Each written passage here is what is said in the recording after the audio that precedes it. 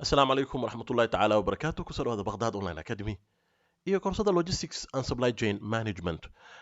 Modulkan waa modulkii ugu horeeyey ee koorsada introduction to logistics and supply chain management. waa cutub hordhaca runtii oo basicska iyo tafaasiisha ugu muhiimsan ee ku saabsan koorsada inuu diiradda saari doono. waxyaabahan baran doono amaba aan ku baran doono cutubkan oo ah module 1 waxaa ka mid ah what is logistics. waxaynu definition ka bixi doonaa ama qeexi doonaa maxaa loola jeeda logistics. waxaan kaloo qeexi doonaa supply chain management maxaa loola jeedaa. sidoo kale waxaynu isbarbardhigi doonaa logistics iyo supply chain management farqiga u dhexeeya muxuu yahay. sidoo kale waxaynu jaleeci doonaa oo eegi doonaa history of logistics and supply chain management si brief ah si kooban taariikhda logistics iyo supply chain management. sidoo kale waxyaabaha aynu kaga hadli doono cutubkan waxaa ka mid ah muhiimadda the importance of logistics and supply chain management for businesses. muhiimadda logistics iyo supply chain management ee ganacsiyada ay u leedahay ee gaarka loo leeyahay private-ka ah. sidoo kale waxaynu eegi doonaa the importance of logistics for supply chain management and supply chain management for NGOs. muhiimadda logisticada iyo supply chain management ay u leedahay NGO-yada iyo hay-adaha non-profit-ka ah ya. sidoo kale waxaynu eegi doonaa key functions of logistics. waa maxay howlaha iyo activitieska ugu muhiimsan ee logisticada si guud ahaan aanu u dulmari doonaa insha allah. ugu dambeyntiina waxaanu eegi doonaa challenges of logistics amaba caqabadaha ee logisticada la xiriira ayaynu si kooban oga hadli doonaa. haddaba aynu bilaabno. what is logistics? waa maxay logistics? Logistics refers to the overall process of managing how resources are acquired, stored and transported to their final destination. Logistics waxaa loola jeedaa qaabka iyo habraaca loo maareeyo managing resourceyada kala duwan. waxay noqon karaan goods badeeco, waxay noqon karaan tools iyo equipments agab ya. sida habraaca iyo qaabka loo maareeyo sida resourceska kala duwan are acquired loo helo ya, stored loo keediyo, kadibna transported la transport gareeyo oo laga raro ama loo raro to their final destination meesha ugu dambeysa loogu talagalay. so marka runtii logisticska marka tacriifkan ama definitionkan waxay noo muuqdo in loo jeedo habka iyo qaabka maareynta yani sida resourceska loo helo loo keediyo kadibna loo raro la geeyo final destinationkii amaba goobtii loogu talagalay. تعريف kale hadaan fiirino ama definition kale, logistics is the process of planning, organizing and managing the flow of goods and services from the point of origin to the point of consumption. Logistics sidoo kale waxaa lagu tacriifin karaa amaba lagu qeexi karaa inay tahay habka iyo qaabka loo qorsheynayo, loo nidaaminayo, misna loo maareynayo the flow of goods sida goodska amaba serviceska ay oga baxayaan qulqulka aan dhahno from the point of the origin laga soo bilaabo meesha ay ka soo aslameyn amaba ay ka soo bilowdeen amaba meesha the point of origin waxaa la leedahay meesha ay the good amaba badeecada meesha laga soo qaadayo. waxay noqon kartaa marka point of origin warshadii, waxay noqon kartaa dekadii amaba airportka ay badeecada taalay ya, waxay noqon kartaa wadan shisheeye inay badeecada taalay sida China. that is the point of origin to the point of consumption, pointiga lagu isticmaalayo that good ama badeecadaas lagu isticmaalayo. so marka waxaynu dhihi karnaa marka tacriifkan kii hore ku agdhow yahay waxaa loola jeedaa qaabka iyo weyga iyo habraaca loo qorsheeyo loona maareeyo qulqulka badeecooyinka laga soo bilaabo meesha ay ka soo asalmaan ya ilaa iyo meesha looga baahan yahay in lagu isticmaalo. It includes activities such as transportation, warehousing, inventory management and customer service. so marka logisticada waxay ka kooban tahay activities howlo kala duwan. waxaa ka mid ah transportationkii oo ah raridii iyo sidoo kale waxaa ka mid ah warehousingkii ya oo ah halkan in muxuu ahaa baqaar alaabtii la geliyo warehouse waa baqaarkii. so marka warehousing in baqaaradii lagu rido, kadib inventory management la controlo kaydkii ya iyo la maareeyo kaydka iyo u adeegida macaamiisha ama beneficiaryga dadka loogu talgalay badeecadaas inay helaan u adeegidooda. So marka waan u tagi doonaa si gaara waan ka hadli doonaa transportation, warehousing and inventory management, and customer service qaybaha ugu dambeeyo ee modulkan.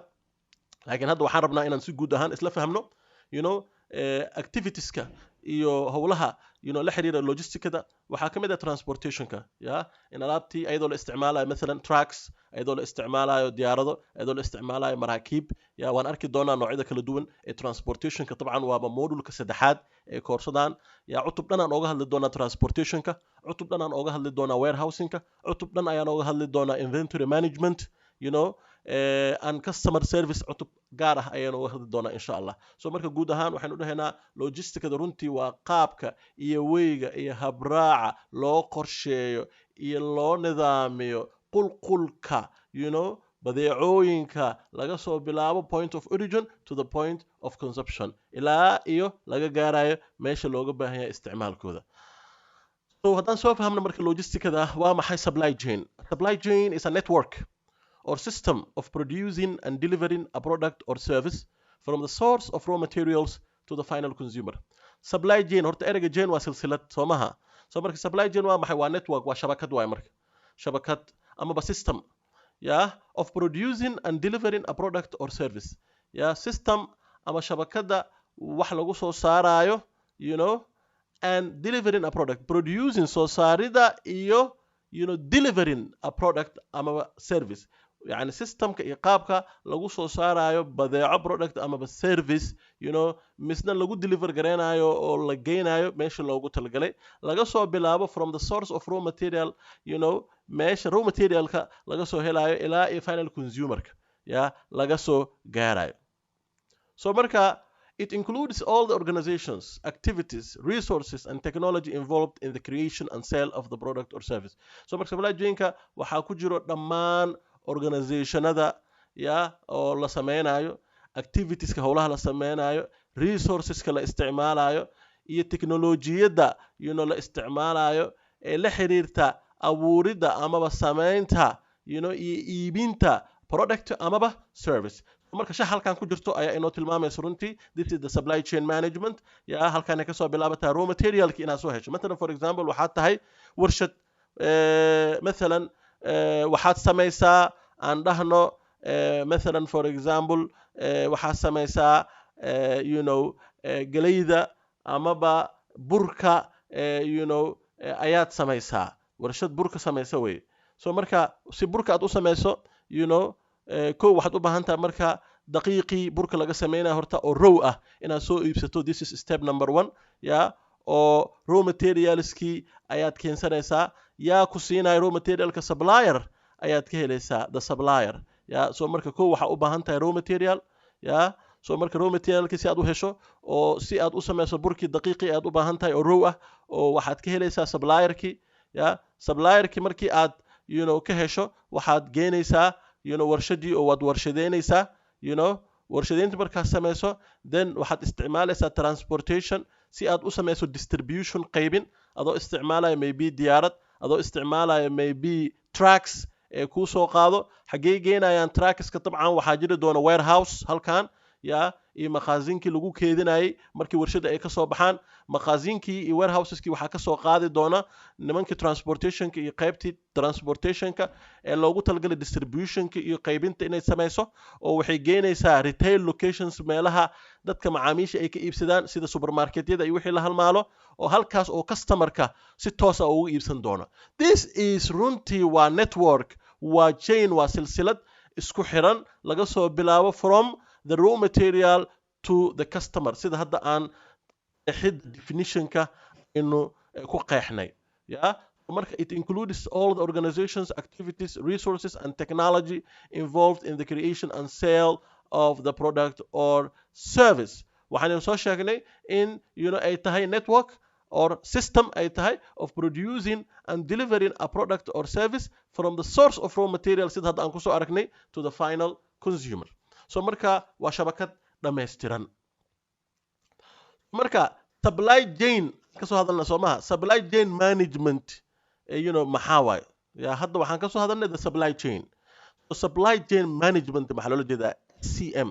Supply chain management amaba SCM is decentralized management of the flow of goods and services and includes all processes that transform raw material into final products. By managing the supply chain, companies are able to cut excess costs and deliver products to the consumer faster. Supply chain management waxaa loola jeeda ama maareynta supply chain-ka waa is the centralized management waa maareynta centralka ah. Centralized waxaa loola jeedaa hal meel laga maareynayo. Ya centralized iyo decentralized aa jirto. Centralized markay yihiin wixii waa hal goob iyo hal meelaa laga controlaa. Ya oo maxaa la controlaya oo la maareynaya qulqulka the flow of goods and services ayaa la maareynaya.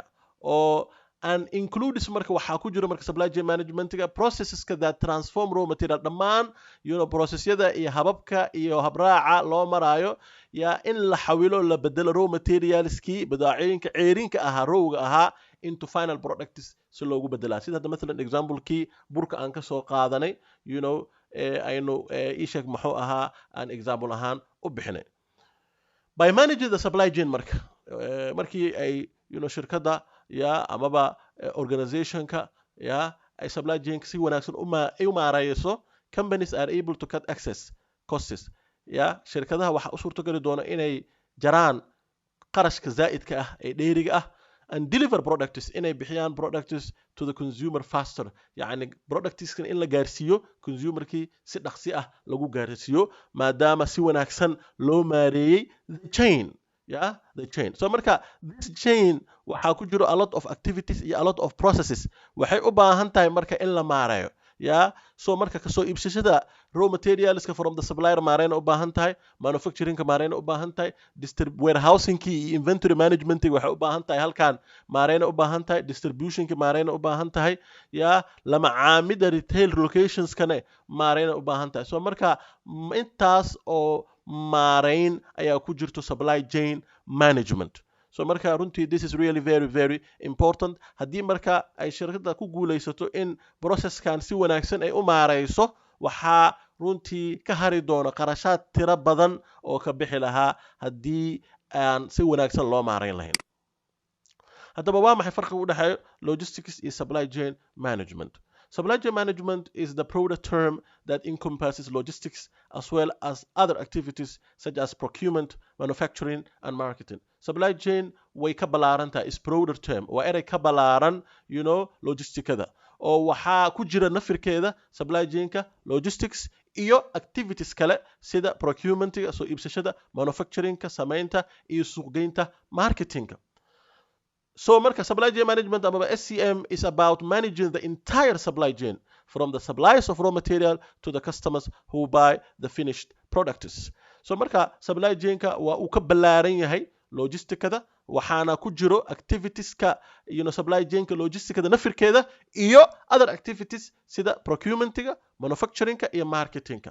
So marka haddaan u noqono diagramka halkan aan ku muujinay waxaa مثلا logisticada waa halkan waa distributionka soomaha waa transportationki this is the logistics. So marka logisticada iyo inventory managementiga iyo warehousingka activitieska logisticada waxay qayb ka yihiin activitieska guud iyo processyada guud ee supply chain managementiga ayay ka tirsan yihiin. So marka waxaynu hadalka kusoo koobi karnaa logisticada waa qayb ka mid ah supply chain management. Supply chain managementigana waa erey aad u ballaaran oo ay ku jirto logisticada iyo other activities sida soo iibsashada raw materialska, samayntii iyo manufacturingkii iyo warshadeyntii iyo suuqgeyntii.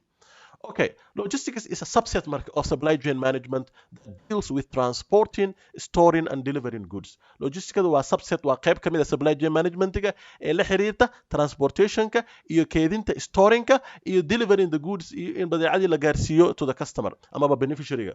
In other words, logistics is responsible for getting the right product to the right customer at the right time. Logisticada marka waxaan dhihi karnaa waxay mas'uul ka tahay in productigii saxda ahaa the right product la gaarsiiyo customerkii loogu talagalay ee saxda ahaa waqtigii loogu talagalay munaasabka ahaana la gaarsiiyo. So marka logisticada marka sida halkan inooga muuqato waa qaybtan waxaa ku jiro warehousingkii transportation key, inventory management key, iyo distribution key, ayaa ku jirto. Supply chain kana waan aragnaayo waa ay ka ballaaran tahay oo waxaa ku jiro the purchase of raw materials from the supplier, manufacturing key, logistic nafirkeedii, iyo marketing key until final customer ay gaarto badeecadii. I hope in aad iyo aad uu clear u yahay. Hadaynu eegno the history of logistics and supply chain management. Logistics and supply chain management have been around for centuries. taariikh ahaan markii laga hadlayo taariikhda logistics and supply chain management runtii waa cilmi amaba activities qarniyaal jiray. dadka weligooda ayay badeecooyin u kala rari jireen from one place to another. ii sheeg muxuu ahaa qur-aanka ilaaha noogu sheegay liilaafi qurayshin ilaafihim rixlat ashitaa'i wasayf oo dadkii carabihii in the Arabian Peninsula jaziira alcarabiya ku noolaa badeecooyinka u kala gooshinayay من الشام إلى الحجاز u kala dhoofinayay ayagoo isticmaalaya yani geela iyo other traditional means of transportation. So marka bini aadamka intuu ilaahay abuuraba logistics iyo transportation iyo distribution of goods waa uu sameynaya. So marka wax cusub maaha, waa wax jiray qarniyaal. The first recorded marka use of the word logistics markii ugu horeysay la isticmaalo ereyga logistics oo cilmiyeysan sida loo isticmaalo waxay ahayd in the 16th century qarnigii 16aad when it was used to describe the military supply chain markii loo isticmaalay in lagu sifeeyo military supply chain-ka lagu sifeeyo. But in the 20th century, logistics and supply chain management became increasingly important as businesses became more complex and globalized. qarnigii 20aad logistics and supply chain management waxay noqdeen kuwa aad iyo aad muhiim u ah maadaama businessyadii ay noqdeen kuwa aad iyo aad complex and globalized. kuwa howlahooda aad iyo aad ay u tiri badan yihiin globalized oo noqdo international noqdo oo yani wadamo badan isku gooshayo oo badeecooyinkii from one continent to another continent qaarad ilaa qaarad badeecooyinkii loo kala rarayo taas marka waxay keentay supply chain logistics-kada in runtii aad iyo aad ay u noqoto increasingly important mid aad iyo aad muhiim u ah. sidoo kale waxyaabaha ka qayb qaatay yani horumarka laga gaaray logistics-da waxaa kamid ah the rise of e-commerce has also placed a new emphasis on logistics and supply chain management. yani isticmaalka aad u kordhaya ee la isticmaalayo e-commerce amaba atijara electroniya amaba yani ganacsiga electroniga ah ee la isticmaalayo internetka iyo aaladaha kale ee la xiriira waxaa runtii uu muhiimad gaar ah siiyay logistics and supply chain management. waxaa la socotaan adduunyada maanta shirkadaha ugu waaweyn waxaa kamid ah shirkado e-commerce-ga ka shaqeeya sida Amazon, Alibaba oo runtii aad iyo aad ugu tiirsan shaqadooda logistics iyo supply chain management oo badeecooyin laga yani ay iskala gooshayaan amaba kala gooshaya qaarado iyo wadamo kala gooshaya. taasna waxay u baahan tahay logistics, transportations, distributions iyo supply chain management guud ahaan. taas marka diiradda ayaa sii saartay muhiimadda logistics iyo supply chain management as businesses need to be able to deliver products quickly and efficiently to customers around the world. e-commerce-ga waxa ka dhashay amaba ay keentay in ganacsiyada ay u baahdaan in products-ka si dhaqsi ku jirto iyo waliba oo efficient oo qarashka aad u yar yahay loo gaarsiiyo customer-kii around the world ee adduunyada ku nool. waa taqaanaan maanta Amazon iyo Alibaba from continent to continent ay badeecooyinkii ay kala gooshanayaan. taasna طبعا waxay u baahan tahay system logistics and supply chain management ee aad iyo aad u adag. waa taqaanaan Amazon runtii waxay ka mid tahay shirkadaha ugu waaweyn ee dhanka logistics-da guul weyn ka gaaray. maanta heer wadan walbo iyo magaalo walbo oo adduunyada horumarta ka tirsan ay ka shaqeeyaan badeecooyinkan ay gaarsiiyaan waqti aad u kooban waliba si efficient ah qarashka u yarna ay ku baxdo. halkaas waxaa inoo idlaaday cutubkiina koowaad qaybtiisa koowaad. waxaanu harta laba qayb kale part 2 iyo part 3 oo aynu diiradda ku saari doono toobikada noo haray. inta ku kulmi doona casharadaas waa ustaad Daawud oo idinka tagay fi amaanillah. wassalaamu calaykum waraxmatullaahi wabarakaatuh.